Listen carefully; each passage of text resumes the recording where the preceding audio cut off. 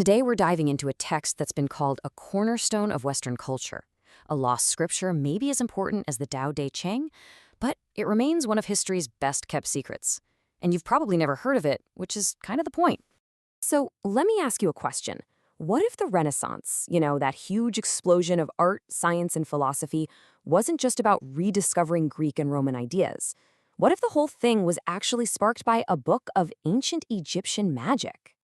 I'm talking about a text so powerful, so influential, that it secretly inspired giants like Leonardo da Vinci, Copernicus, and, even Isaac Newton.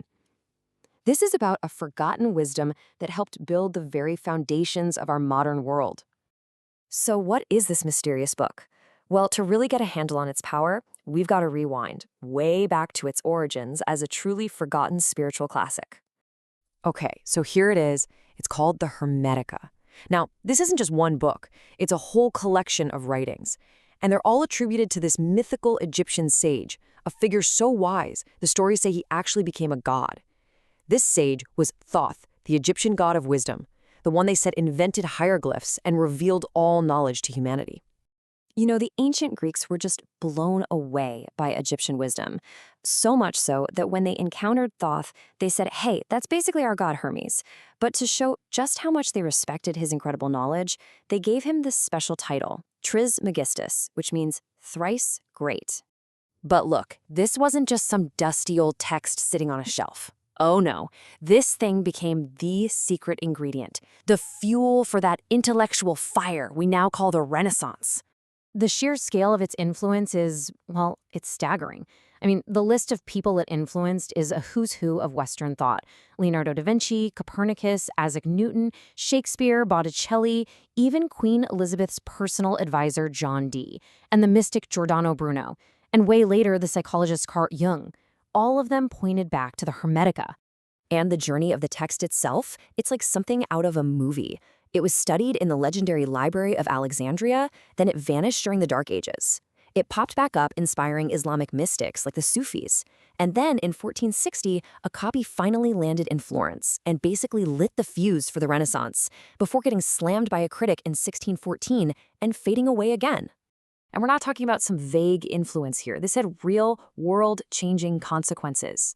Take Copernicus. When he came up with his revolutionary idea that the Earth goes around the sun, he had the math, sure, but he needed something more to sell this crazy idea. So what did he do? Right on the first page of his book, he quoted thrice great Hermes, declaring, "The sun is the visible god." The sun is the visible god. That's a pretty big idea, right? But what's the philosophy behind it all? What was it that got all these geniuses so hooked? Well, it all boils down to one simple, elegant, and kind of mind-bending concept. The universe is a thought. Okay, stay with me here. The central teaching is that God is basically a vast, infinite mind. And everything that exists, everything, you, me, the stars, the device you're watching this on, it's all just a thought happening inside that divine mind. I know, that sounds pretty abstract, but here's a way to think about it. Your own mind is limited by your body, right? It can only experience some things, but God's mind, being unlimited, contains all things, all at once. Your mind thinks about reality. God's mind is the single reality that holds the entire universe together. And that right there is why this was such a game changer for science. All of a sudden, exploring the universe wasn't just about measurement. It was a spiritual quest.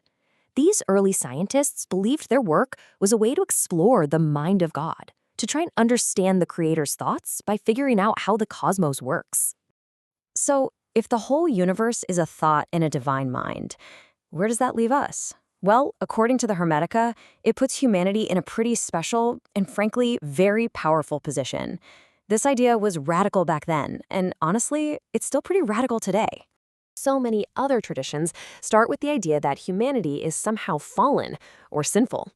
The Hermatica just throws that right out the window.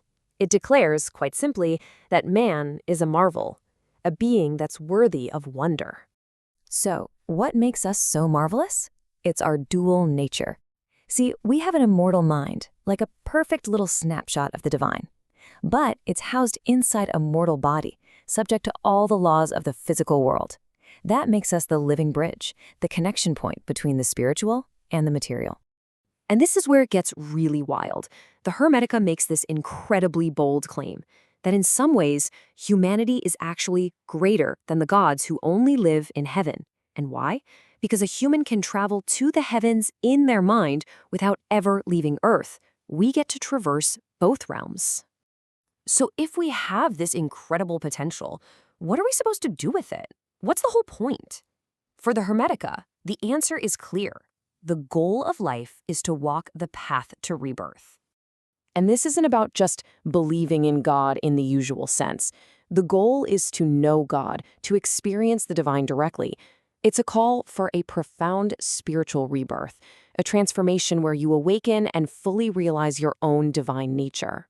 After we die, the soul is said to begin this amazing journey and ascent up through the 7 planetary spheres. And at each level, it sheds an earthly vice, like leaving baggage behind. It leaves lust at Venus, arrogance at the Sun, greed at Jupiter, becoming purer and lighter with each and every step, until it's finally free of all its mortal burdens.